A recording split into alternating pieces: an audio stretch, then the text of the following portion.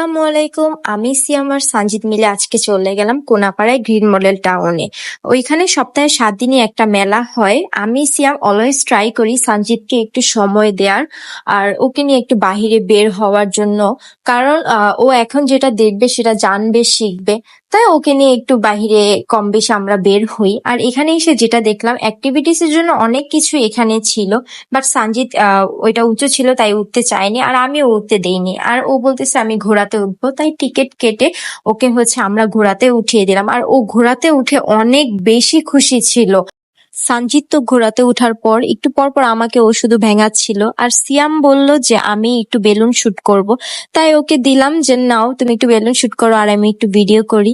ও আমাকে একটু পর পর দেখাচ্ছিল যে আমি কোনটা শুট করব, কোনটা শুট করব। যেটা বলতেছিলাম কম বেশি সেটাই শুট করতে পারছিল। মেবি 8টার মতো বেলুন শুট করতে দেওয়া হয়েছিল, সেখান থেকে ও 7টার মতো বেলুন শুট করতে পেরেছে। সানজিদ বলল আমাকেও একটু দাও, আমি শুট করব।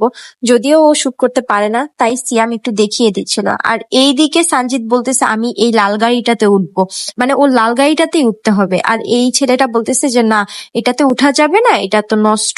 বাট সানজিদ আমাদের কারো কথা বিলিভ করছিল না। ও ভাবতেছিল যে আমরা ওর সাথে হয়তোবা মিথ্যা কথা বলতেছি ওকে না উঠানোর জন্য। তাই ও নিজে নিজে উঠেই কি মেকানিক্যাল টাই না শুরু করে দিয়েছে।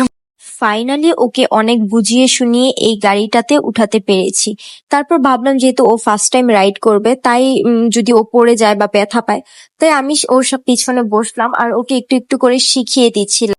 সানজিদকে যখন আমি ড্রাইভ শিখাচ্ছিলাম তখন আমি ওকে বলতেছিলাম ইনশাল্লাহ যখন তুমি অনেক বেশি বড় হবে তখন অনেক বড় একটা গাড়ি কিনে ঠিক এভাবেই আপুকে পাশে রেখে আপুকে ড্রাইভ শিখাবে। সানজিদ আমার কথা শুনে অনেক হাসতেছিল। সানজিদকে কিছুক্ষণ ড্রাইভ শিখিয়ে দেওয়ার পরে ভাবলাম ওকে একটু একা ড্রাইভ করতে দেই। তারপর ওকে আমি একটু একা ড্রাইভ করতে দিলাম আর আমি একটু দূরে বসে থেকে ও ড্রাইভ করা দেখছিলাম। যেহেতু সন্ধ্যা হয়ে যাচ্ছিল আর সানজিদেরও বাসায় টিচার আসার সময় হয়ে গিয়েছে, তাই আমরা তাড়াহুড়ো করে বাসার জন্য রওনা দিয়ে দিলাম। আজকের ভিডিওটি এই পর্যন্তই। সবাই ভালো থাকবেন, সুস্থ থাকবেন। আল্লাহ হাফেজ।